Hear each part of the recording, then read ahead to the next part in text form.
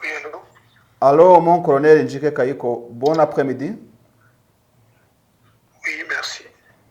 Est-ce que si on ne vous dérange pas, on peut vous poser la question, étant la presse... Mhm. Vous êtes qui? Vous vous appelez d'où? Vous êtes qui? C'est ça ce que je suis en train d'expliquer. Je m'appelle David. Commencez par vous présenter et par me dire vous faites partie de quel média. C'est comme ça que ça se fait. Vous parlez avec David depuis Bwiza TV. C'était une maison de presse opérant depuis Kigali. Nous avions une question à vous poser, mon colonel. Merci beaucoup.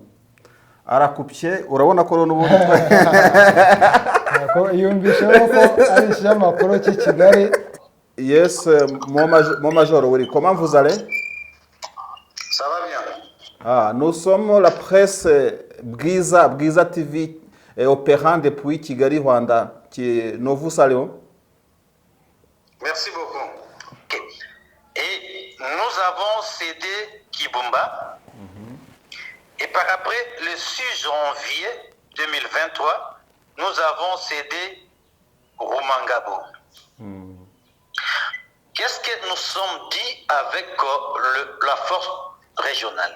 Puisque lorsque nous laissons l'espace, nous donnons officiellement à l'Est African Community Forces. Nous ne donnons pas au FRDC, non. Nous sommes convenus avec l'Est African Community Regional Forces.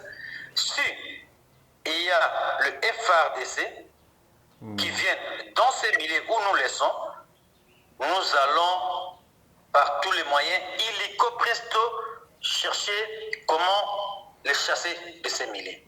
Pourquoi? La preuve en est simple.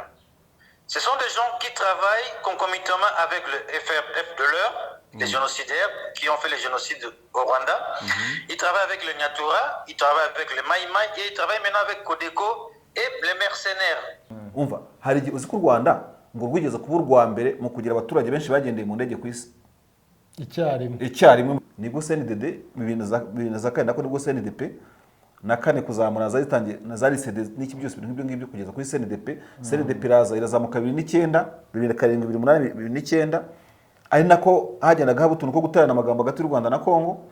Ngizina abasirikare bagiye Kongo nibwo ari amagambo abantu bavuga Ndayihurume yabajije Dr Murigande yamubajije amugatirahira rwose utubwire niba nta ngabo zanyu z'ahangaha. Ararahira aratsemba ndetse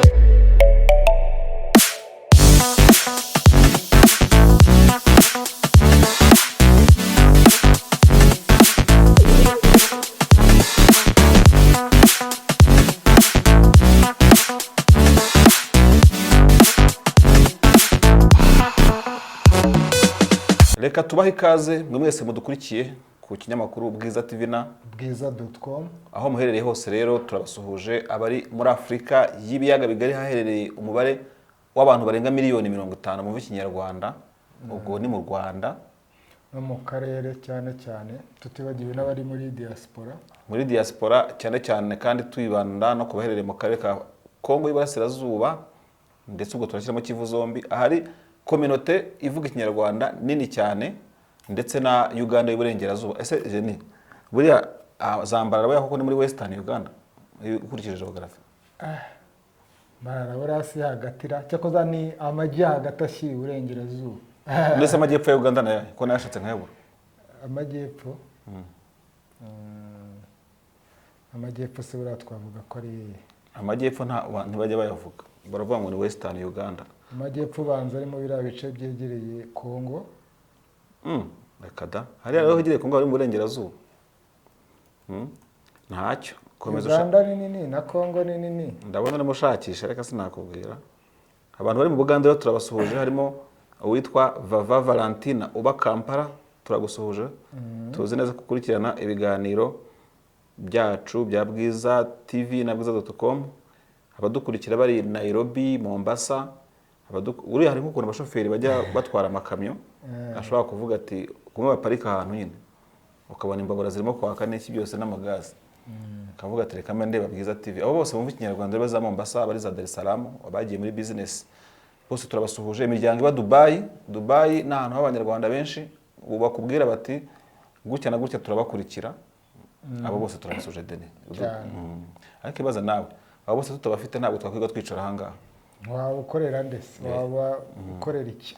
Wowe rero ujya kugura amayinite yawe ni bando ukavuga uti ngiye kureba Bwiza TV, wicare wumve ikiganiro cy'iminota 40 ukagisoza ukakirangiza, warangiza ugakora na commentaire idatukana, ariko warangiza ugakora share ku nkuru zacu, ahari like ukayikora, twaguhereho tugusuhuza tukubwira ngo uryoherwe n'ikiganiro. Uruvugiro tugiye kwinjiramo kiri bwibande ku nyemo zitandukanye. Denis, urumva twazana iyihe ngingo kugira ngo tuyisasanure?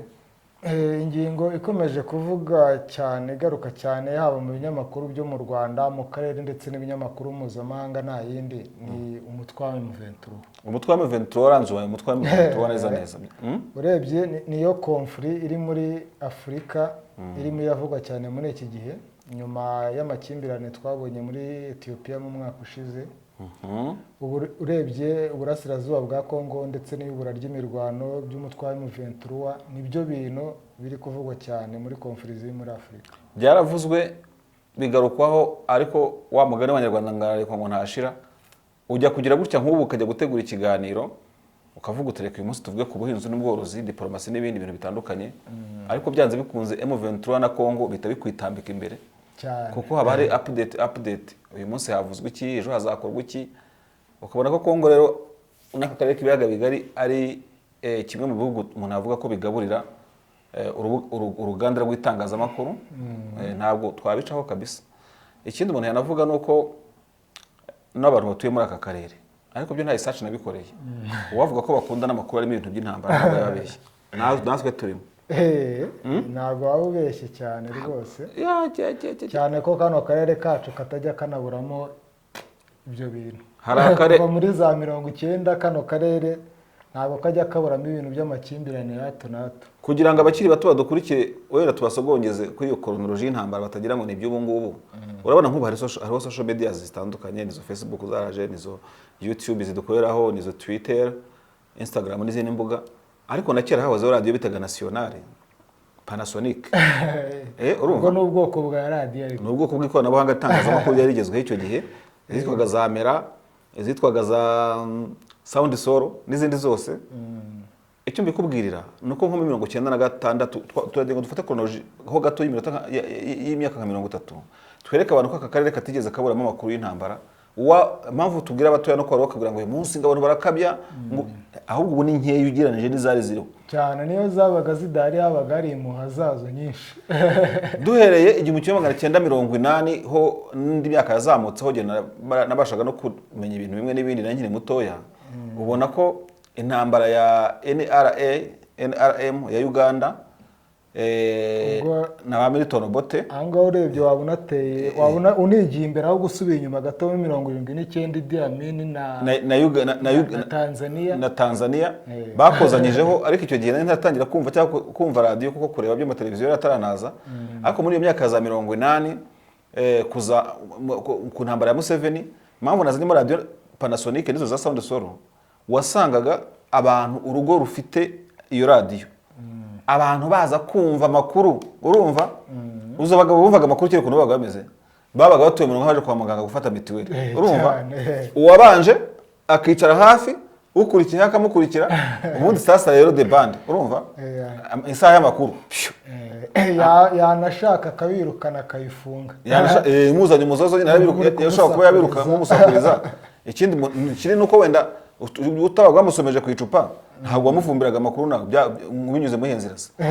Noneho ari n'ukuntu amabuye yasazaga, amabuye yarahendaga, bitaga ngo za National za Ipo Super, za Tiger ariko ntabwo ari za kera cyane, ngira Volta Super. Urumva ugasanga amabuye yaranditse nk'abanditse amamera, ibuye ryanditse Denis rikavuga nk'irishyashya. Urumva ariko wibeshye gusa ashire nk'ibintu 20 igende ivuga igaba ifendinga utimanuka.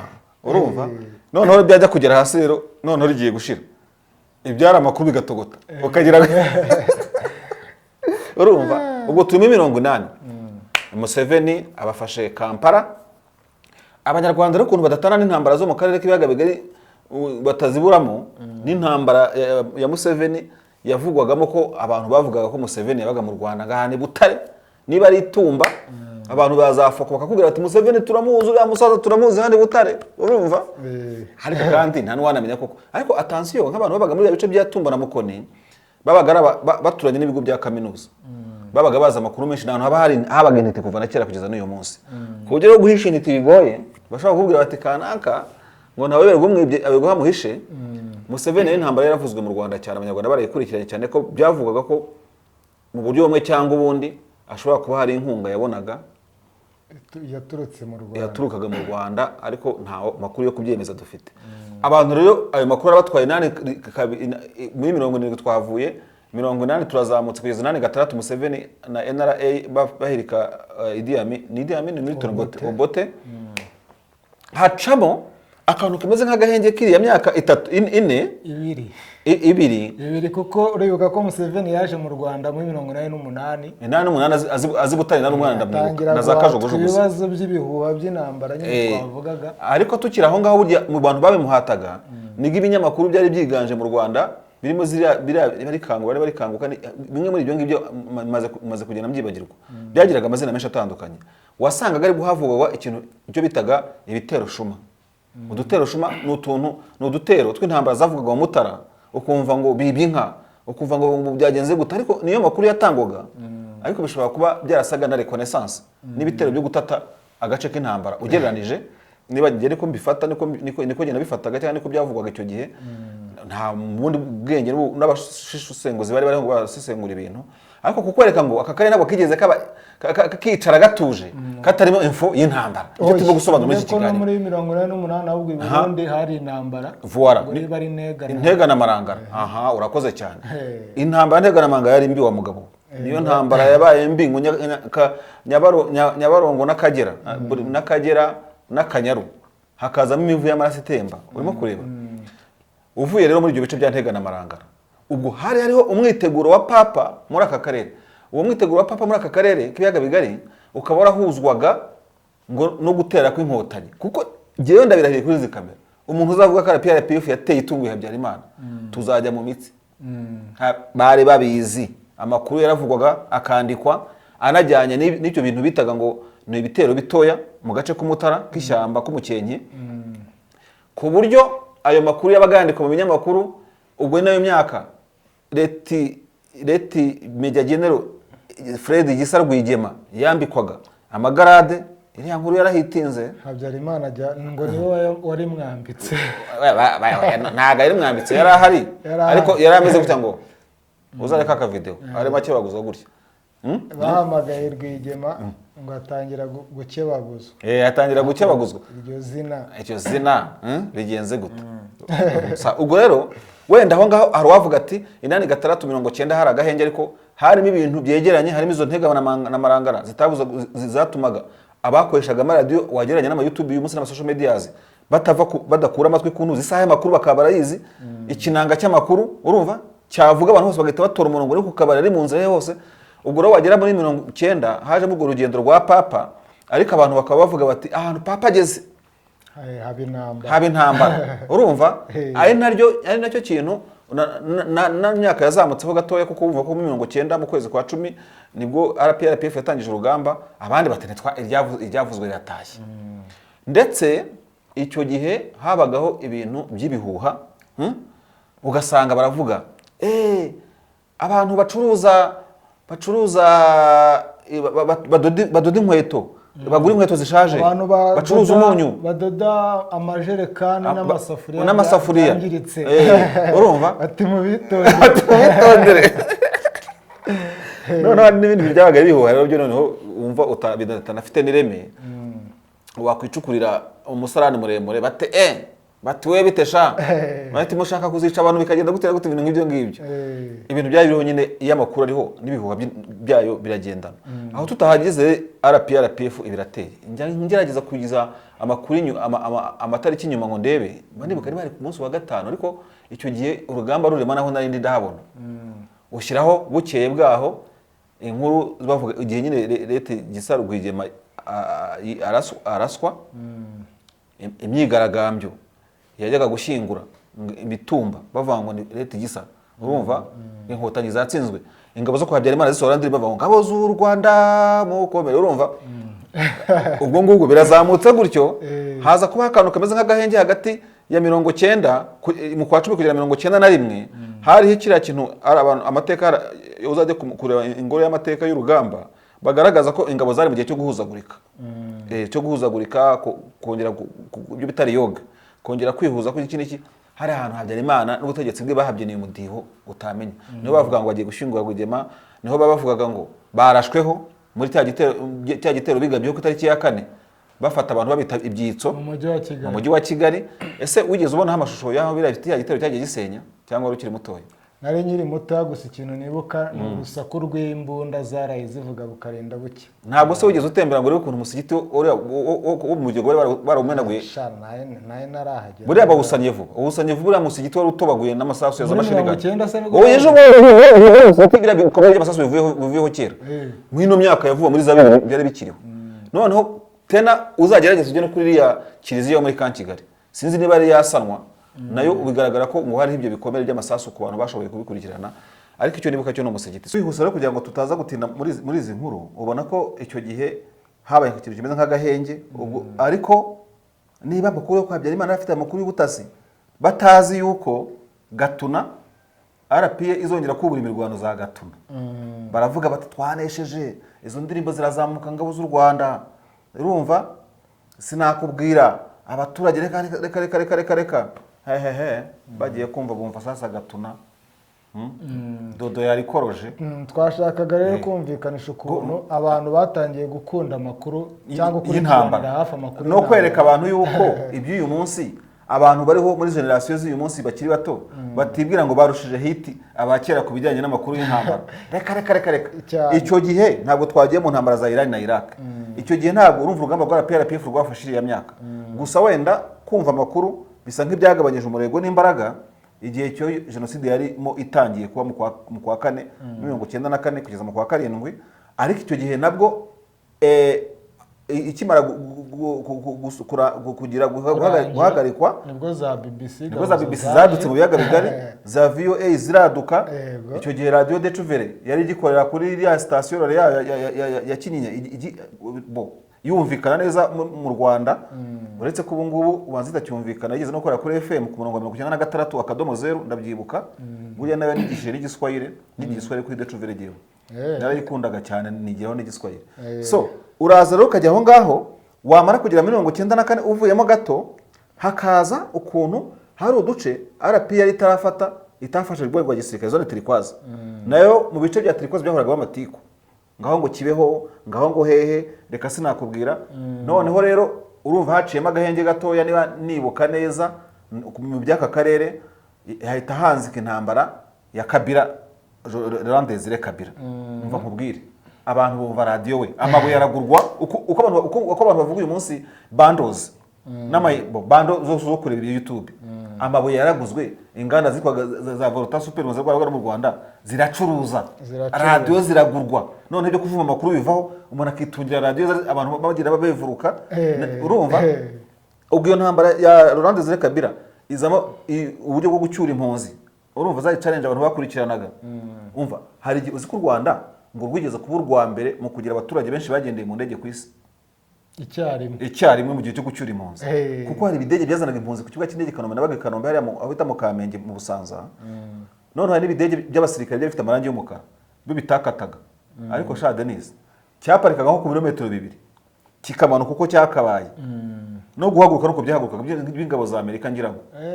zazanaga impunzi ubwo n'ibya bindi bifite n'imihoro nk'iya za kajugujugu oya byaba bifite amapropelazi yikaraga imbere n'iki byose ariko yabaga indege iyo yaturaga impunzi hasi wabaga witeguye yuko amakamyo nka 200 ari buze kuzitwara babaga ari benshi cyane so ubwo rero mva amakuru y'impunzi niho abantu muri zo zagahuza miryango habagaho n'amatangazo arangisha ukuva abantu baburanye bakagira gute uzamutse gatoya ukaza urumva iya ntambara ya Kongo yageze muri hafi na gatatu 2003 intambara zaniza ariko ngo Burundi naho turahagaruka muri za 2 za SNDD ziza ko twasimbutse y'abacengezi niyo y'abacengezi muri za 98 umuntu yajyaga Gisenyi abanje kuvuga ndakuramutsa Mariya wuje inema uhorana n'Imana ndakuramutsa Mariya urumva ubwo ngubwo izo ntambara z'abacengezi ziba zivuyeho zitari zoroshye mu Burundi yuhibuka ni ya SNDFDD yego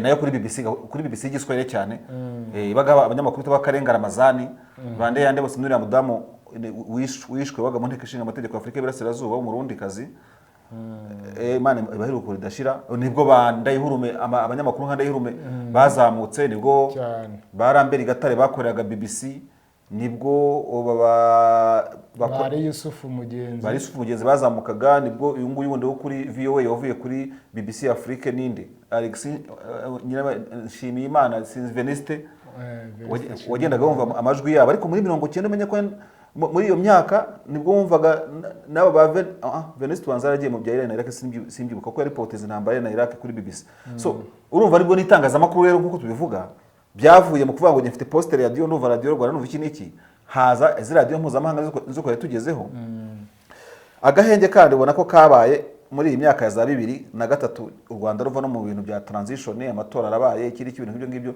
ariko nko muri 2007 nibwo CNDD mu bintu za kandi nako nibwo CNDP na kane kuzamura zazitangiye na zari CD n'iki byose ibintu nk'ibyo ngibyo kugeza kuri CNDP irazamuka 2009 2007 2009 ari nako hagendaga haba utuntu ko guterana amagambo hagati y'u Rwanda na Kongo ngizi na abasirikare bagiye Kongo nibwo ari amagambo abantu bavuga ndayihurume yabajije Dr Murigande yamubajije amugatirahira rwose utubwire niba ntangabo zanyu z'ahangaha araratsemba ndetse abantu burya n'abantu b'Imana nabo ndetse abasesenguzi mutwitira twaje dutenze ntabyo dusesengura ubu ngubu kera habagaho amakuru urumva iyo YouTube biro kiyagiye umva views bari kuzirya abantu bakavuga bakagira kuko naho ngobo za social media ahubwo zazanye fake news cyane ubundi kandi aho social media yadukiye tunyaruke tujya mu kiganiro bwite ni naho wagiye kubona ukabona none inyeshyamba zifatura selfie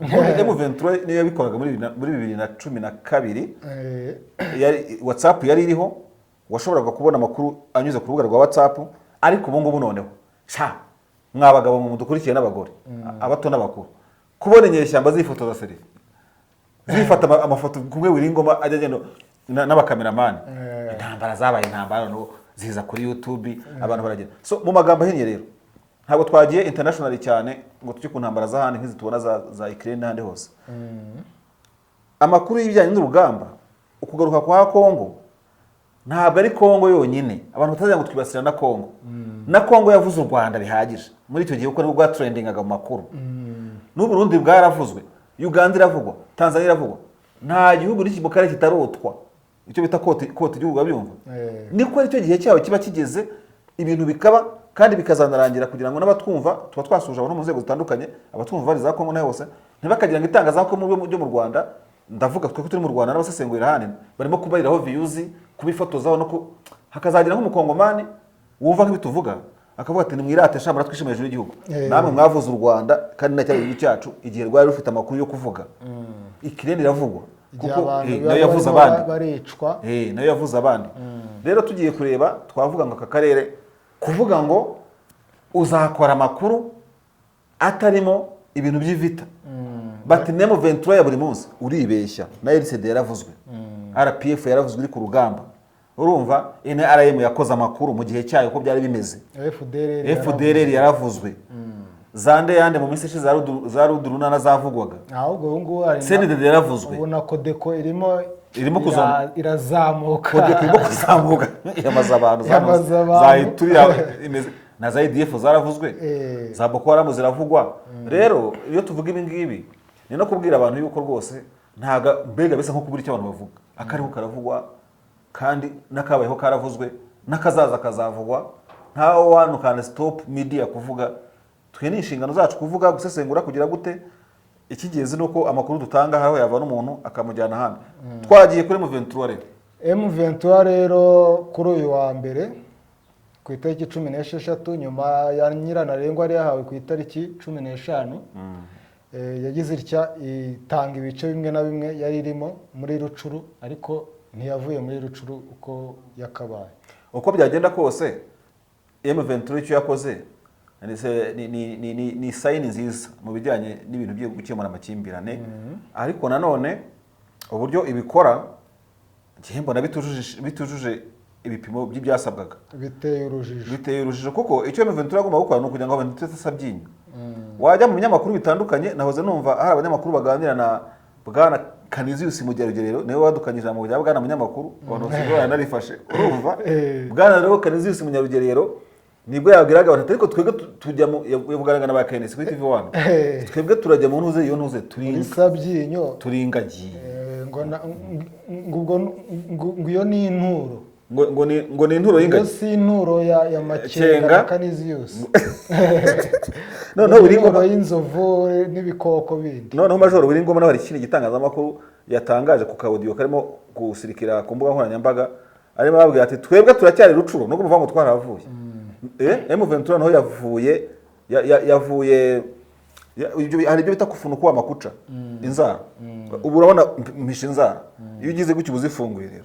M23 itangiye gufungura inzara zayo zo kubwira abantu ati twebwe ibyo mumva ngo twavuye hana ese ni Kiwanja ese ni hehe hose, ntabwo tuba turi kure ati harahandi hantu tuba twarumvikanye na East African Regional Force yuko niba tuvuye mu mujyi yavuze n'amazina niba ngari hehe tugomba kujya ahandi hantu, ariko muri rucuru ibyo ngo babyumvikanyeho rwose, babyumvikanye ahubwo Wiringoma yamenye umuceri none bikaza bisobanura cya kintu cyo kuvuga ngo M23 kuvuga ngo yavuye ahantu, nabari bavuga ngo yavuye Kibumba, ngo yavuye Rumangabo, ishobora kuva Kibumba huko mu mazu ikava Rumangabo mu kigo, ako waho n'amugani buriya se siko bisobanutse no kuva Rumangabo muri barracks ariko bakajya hafi yayo. Ako wedeni hari ikindi kintu M23 yavuze bati naho hantu twavuye ntago dushaka ko hari abandi bantu bazaza ngo baje nk'ingabo za leta cyangwa iriya mitwe ngo bafatanya, ngo nituzajye kumva twumve ngo bahagiye, ati kuko nta kizatubuza kugaruka kwa bakura. Reka dufate ekeri duca umurongo. M23 ubu ngubu yaba iri Sabyinyo, kereka ifite nka Yafos ifite imbaraga n'abaparakomando benshi, ikajya ikora ama intervention y'umutwe w'inyeshyamba wakoze amahano ibwiza muri Masisi, niba ari Masisi niba ari hehe cyangwa Kiwanja ivuye Sabyinyo uzi ukuntu ari kure. Ubwo se wowe urabifata gute? Urabifata nk'ibyo bintu bishoboka ko M23 yajya intervene ahantu abantu bageze koko? Bitewe n'ahantu muri Sabyinyo niko muri Sabyinyo ntabwo bishoboka, ni kure cyane, rega ni ku mupaka.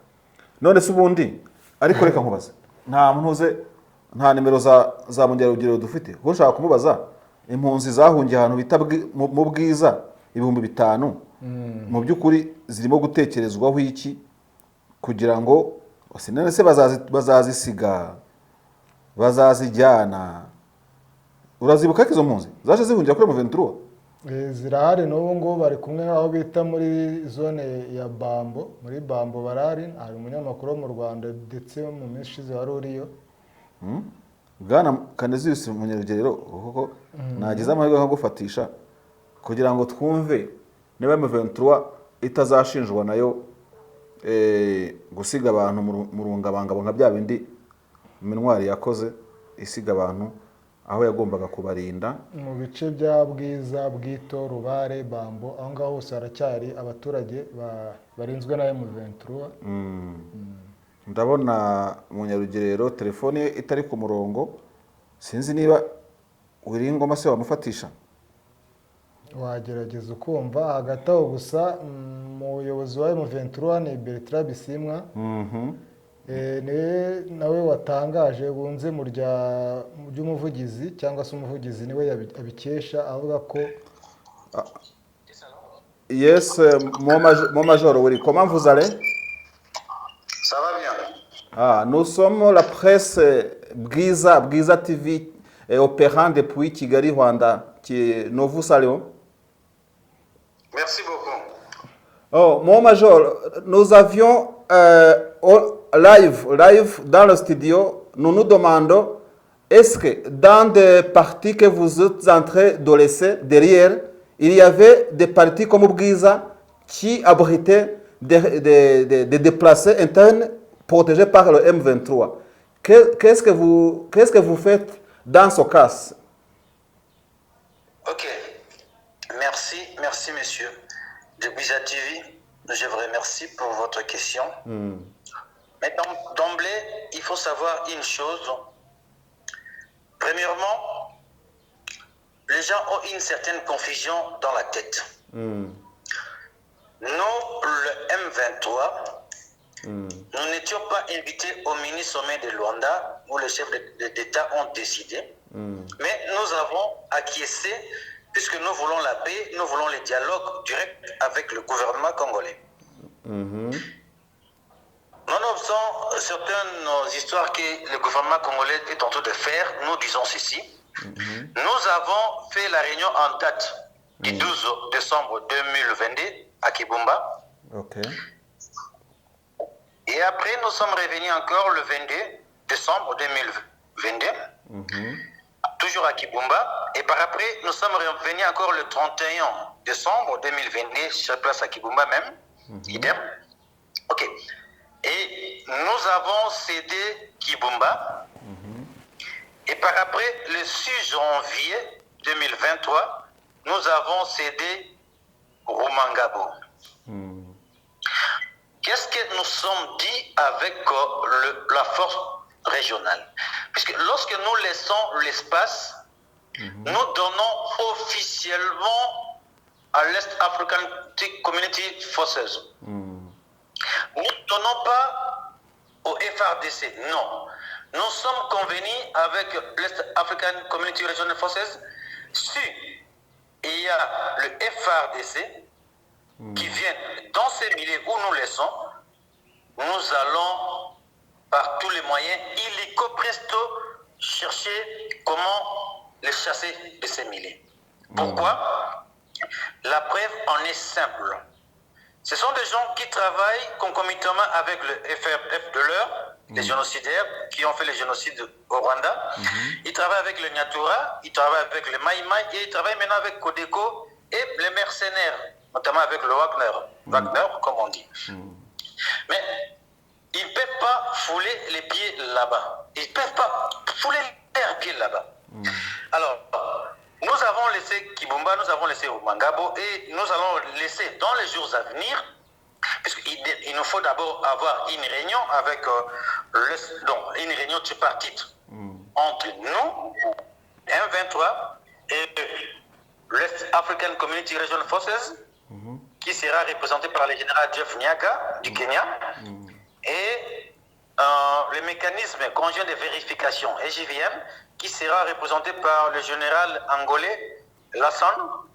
Donc, et de surcroît, c'est lui qui est le témoin aussi du président Jean-Laurent d'Angola, dont le président angolais. Donc, on doit faire une réunion et à l'issue de cette réunion, nous allons voir quel millier encore nous allons céder. Puisque nous sommes pour l'issue pacifique à la crise, on nous a demandé de se retirer et le retrait doit se faire progressivement. Donc nous avons dit en français, c'est clair, progressivement. Donc, puisque les gens font des confusions, ils pensent que les M23, donc l'armée révolutionnaire congolaise, c'est comme les Maï Maï, les Nyatura, les Codeco, les FDLR. Non, nous ne sommes pas des milices, nous ne sommes pas des génocidaires, nous sommes une armée professionnelle et organisée. Donc, pour qu'il y ait retrait, premièrement, il faut qu'il y ait des préalables, c'est-à-dire il faut qu'il y ait les plans, sur le plan stratégique, sur le plan logistique, donc, et sur le plan opérationnel. Tout cela doit être ancré dans la réflexion, en fait que les retraits soient respectueux et soient conformes aux normes. Alors, donc, nous avons cédé Kibumba, nous avons cédé Rumangabo, et dans les jours à venir, nous allons causer avec la force régionale, et nous allons céder Kishishi. Et avant qu'on cède Kishishi, nous avons donné des préalables, il faut qu'il y ait l'enquête, une enquête indépendante, puisqu'on nous a accusé de soi-disant de faux massacres qu'on nous a accusés, alors ils savent pertinemment bien la vérité. Donc il faut qu'il y ait l'enquête, et à l'issue de l'enquête, nous allons céder Kishishi et d'autres milliers.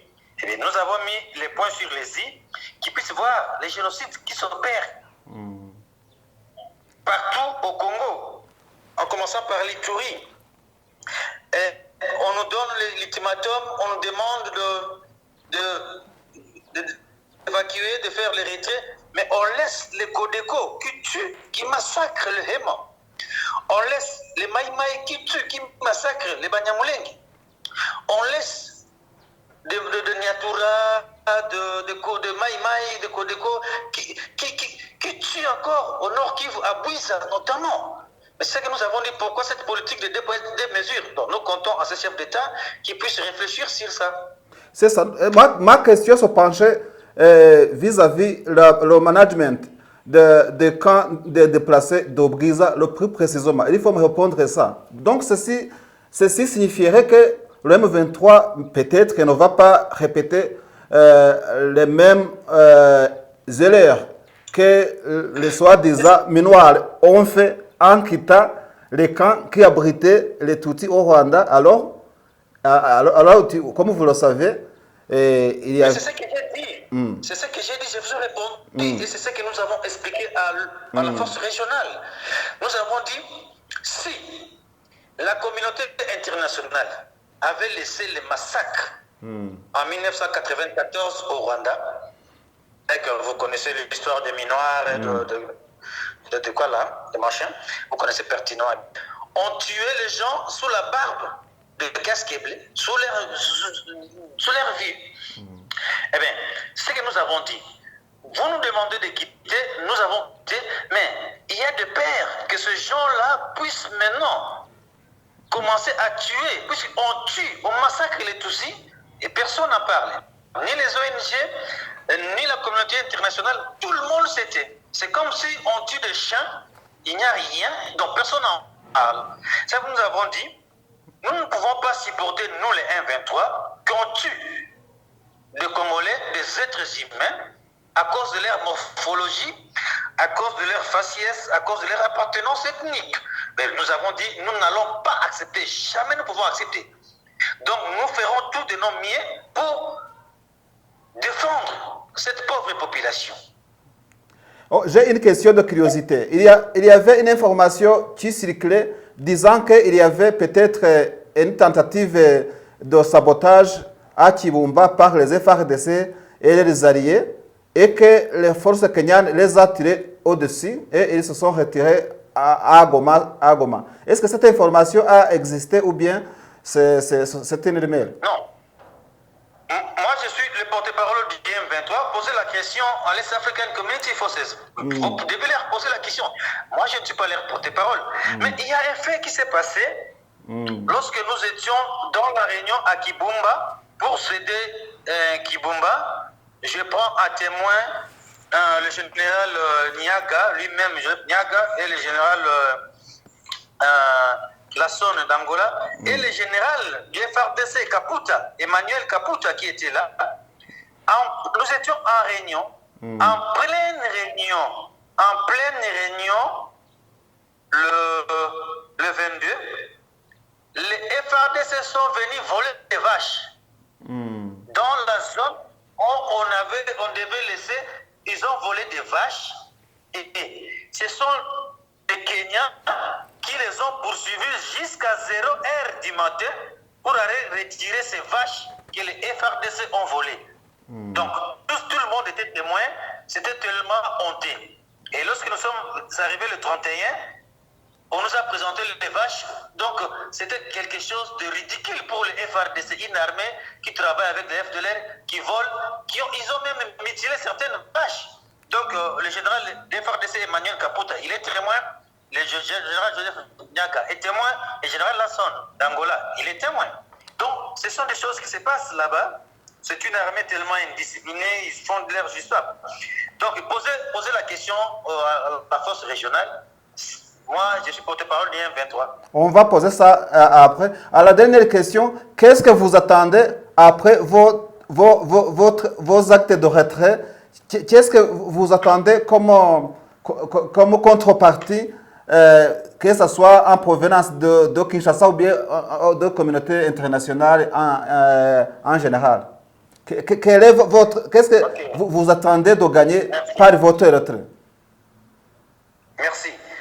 Nous nous sommes retirés Je vous ai dit, nous n'étions pas invités ni à Luanda, ni à Bujumbura. On n'a jamais été invités dans une réunion.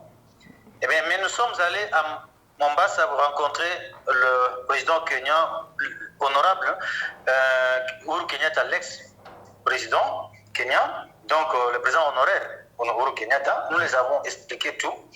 C'est comme dans la Bible, lorsqu'on Dieu a demandé à Abraham, donnez Isaac, ton fils unique. Abraham a donné Isaac, puisqu'il a voulu donner Isaac, puisqu'il avait confiance à son Dieu. Et nous aussi, nous avons expliqué à ces gens, nous avons confiance à vous, Uhuru Kenyatta, nous avons confiance au président Joao Lourenço d'Angola, le président angolais. Nous avons dit, en 2013, nous avons récupéré la ville de Goma, nous les avons laissés sans tirer une balle. Eh bien, qu'est-ce qui s'est passé? Ils sont venus encore de nous attaquer avec la résolution 2448. Ils sont venus nous attaquer. C'est toujours la communauté internationale et parfois, ils ont des partis pris. Puisque, comme vous savez, intellectuellement, les partis pris avec l'esprit à tout éclaircissement. La communauté internationale nous a attaqués et nous sommes repliés stratégiquement. Nous sommes allés en Ouganda, d'autres étaient au Rwanda. Mais qu'est-ce qui se passe? Aujourd'hui, nous les avons dit. Nous vous avons donné Rumangabo. Nous vous avons donné Kibumba. Mais regardez ce qui se passe. On tue nos sœurs, on tue nos frères, on tue les gens à cause de leur morphologie puisqu'ils sont aussi. Mais vous ne dites absolument rien. On vient nous attaquer à tout moment, mais vous ne dites absolument rien. Notre patience aussi aura des limites. Nous sommes des humains. Nous réservons les droits de défense, mais nous avons les retenus puisque vous nous demandez de les faire. Mais vous ne demandez pas au Codeco de déposer les armes, la communauté internationale. La communauté internationale ne demande pas au FDLR de déposer les armes, ni au Maïmaï, ni au Nyatura, mais par contre au CMC et à PCLS. Mais par contre, on leur dote encore les armes. Mais nous avons dit, il faut voir ça. Mais comment il y a cette politique de déployer des mesures? On demande seulement à nous, les 1-23, alors que les Codeco qui tuent, qui massacrent, qui pillent des hôpitaux, qui violent, on ne leur dit absolument rien. Mais c'est ça que nous les avons expliqué. Nous avons dit, notre patience aura certainement aussi des limites. Donc, ils puissent voir ça. Et que le gouvernement congolais, nous le demandons le dialogue. S'il continue à réviser, mais nous nous mettons au mai de l'Est African Community, que ces gens puissent réfléchir. Les gens ne veulent pas se dire la vérité au Congo, même à la communauté internationale. Ils font semblant. Mais le vrai problème, on veut nécessairement éliminer une catégorie de la population au Congo. On ne veut pas qu'ils existent à Congo, qu'ils soient apatrides. C'est là où il y a le problème. Mais les gens font semblant, c'est comme si tout va bien. Mais non. Comment les peuples passent directement, concomitamment, donc, puisque en sociologie on dit, si vous analysez un problème, il faut analyser d'une manière diachronique et synchronique.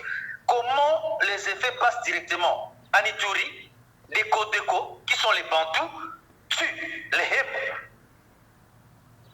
Comment, dans les hauts plateaux, on tue, on massacre les Banyamulenge? Comment, au Nord Kivu, à Bouiza et ailleurs, on tue, on massacre les Tutsis? On massacre les Tutsis. Au Nord Kivu, on massacre les Tutsis. À Minembwe, vous voyez ce qui se passe? Qu'est-ce qui passe au juste? Les gens ne veulent pas réfléchir. Il y a la volonté, puisque lorsque le FDLR sont arrivés au Congo, ils ont propagé l'idéologie génocidaire. Et c'est cette idéologie qui est aujourd'hui. Mais les gens font semblant, c'est comme s'il n'y a rien. Aujourd'hui, les FDLR sont partout. Ils sont dans l'armée, ils sont dans la police, ils sont dans le gouvernement, ils sont dans les ONG. Ce sont eux qui sont les interprètes des ONG. Ce sont eux qui sont les chauffeurs des ONG. Si un blanc arrive, il se rencontre directement avec les FDLR. On lui explique des choses. Alors, on crée un circuit, une coterie des extrémistes qui sont contre une communauté, notamment les Tutsis. Les gens ne veulent pas parler de la vérité. Donc c'est ça que nous disons. Moi, Major, est-ce que ceci signifie que le 16, vous n'avez pas quitté Kishalo, vous n'avez pas quitté Kiwanja parce qu'il n'y avait pas de soi-disant préalable avec la tripartite? C'est mensongère? Moi, je suis à Kiwanja. Je vous parle directement, je suis à Kiwanja. Je suis dans mon bureau à Kiwanja. Merci beaucoup, mon Major Willy, le porte-parole militaire de M23. Les M23 n'abandonnent pas leur position. Si nous quittons, nous remettons officiellement à l'Est African Community régionale française. Nous ne pouvons pas abandonner nos forces, ou bien nos espaces. Nous n'abandonnons jamais, mais nous quittons pour remettre officiellement au main de l'Est African Community. Donc, tout ce qu'on vous dit, nous sommes des militaires. Nyamilima, Ishasha, Kiwanja, Ruchuru, c'est notre zone, nous sommes là. Merci beaucoup, mon Major. Merci aussi pour le compte de Brisa TV. Nous vous remercions beaucoup. Merci. Bon après-midi.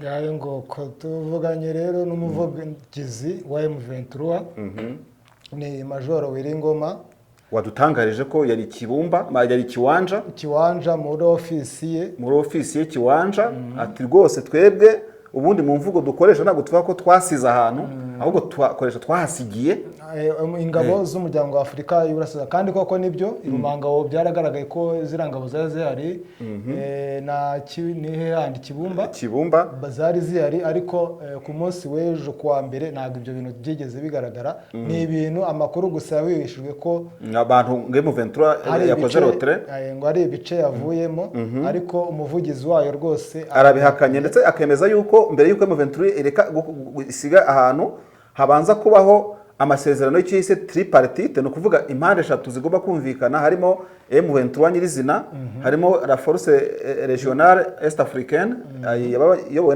n'uriya mu general Nyaga, ndetse na wa mutwe w'abasirikare w'ingabo zitagira hose bogamiye zo mu kace k'ibiyaga bigari IGVM. Ibyo rero byo twashaka kumenya, ariko tunashaka kumenya ngo M23 ifite ahantu hari abantu bayihungiyeho bita Bwiza bageze ku 500, iyo nkambi yabaragiye gute ikahava ibasigiye nde? kandi iyo préalable iyo signature yabo ibasigira itarabayeho.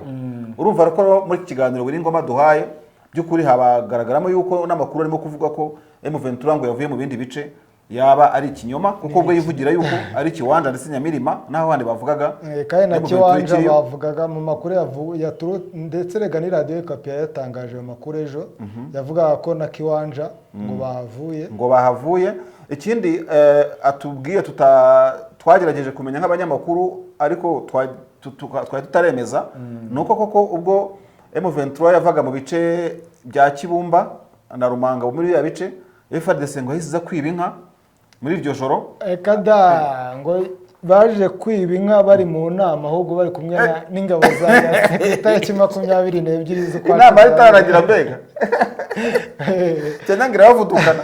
M23 banza ngo yakomeje gukora iyo swivingi rero kuko nibyo nazagarutse akaFARDC sasa nabo M23 reka avuga ati twebwe nubwo tutageze dutumirwa muri iriya nama y'u Rwanda ariko twizera bari bayirimo ibyo bifuza turi kugerageza kubikora, ariko ikibazo dufite nuko indi mitwe yose kandi irebwa n'ibi byemezo nta kintu iri gukora kandi nta n'umuntu bigaragara ko ayitayeho. Twanashatse kumubaza ku cyo bo bumva nk'ingurane mu bijyanye na kaye de charge yabo, bo iyo bavuye ahantu babona iki baganya iki?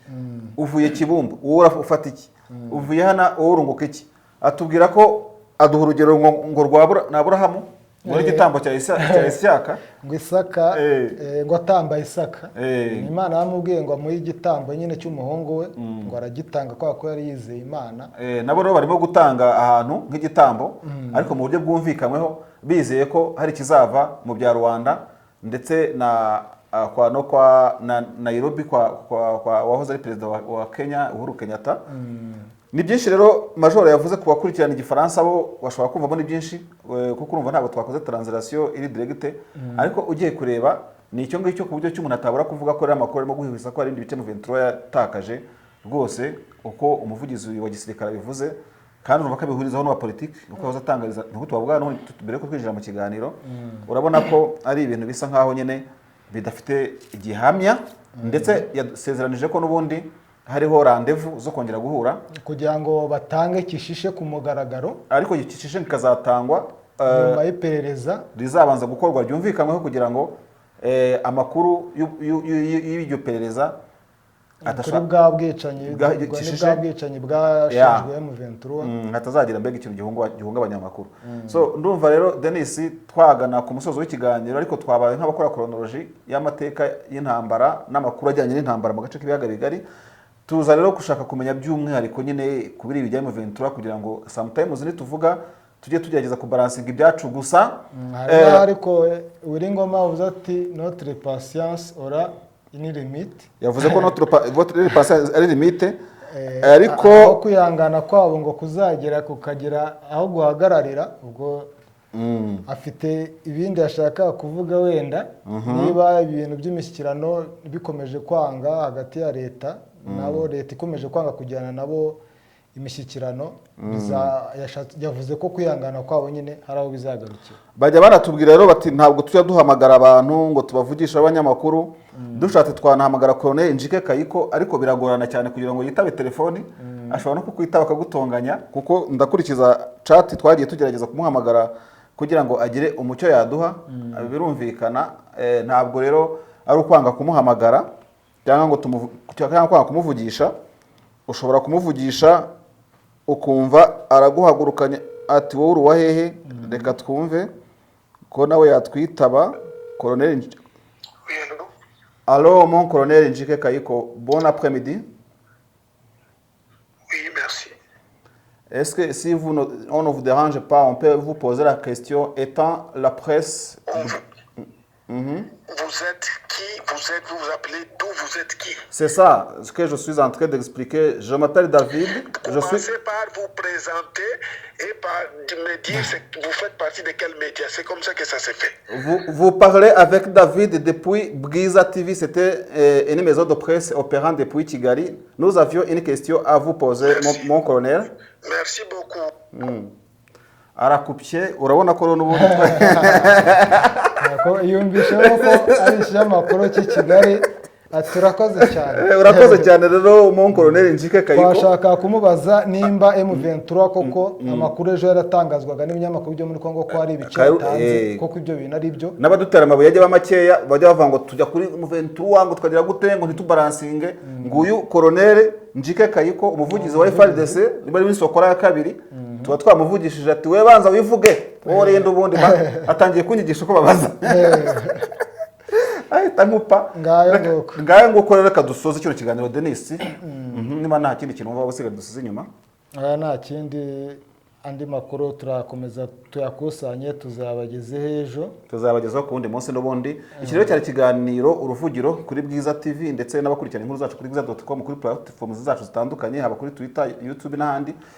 Reka rero tubashimire buri wese mukurikiye kutwereka ko muri benshi mudukurikirana. Mukomeze mukore share, subscribe, like ndetse bajye bagenda kuri kakazogera kaba kari hirya kuri subscribe bagakandemo notification kugira ngo nitukiraho amakuru babashe kuyabona bitewe n'ikoranabuhanga bakoresha, ryaba computer, ryaba telefone zigendanwa, tablet n'ubundi buryo bukoreshwa kugira ngo ube wakurikirana ibiganiro byacu kuri Bwiza TV na bwiza.com. Turagushimiye rero, dushimira equipe technique yadufashaga mu gutunganya amajwi n'amashusho. Denis ndagushimiye muri iki kiganiro. Ndagushimiye nanjye Marshal. Reka rero tubasezeranye ko ikiganiro uruvugiro kuri Bwiza TV na bwiza.com araho ubutaha tubabwira ngo ciao ciao, mugire amahoro y'Imana. Murakoze cyane.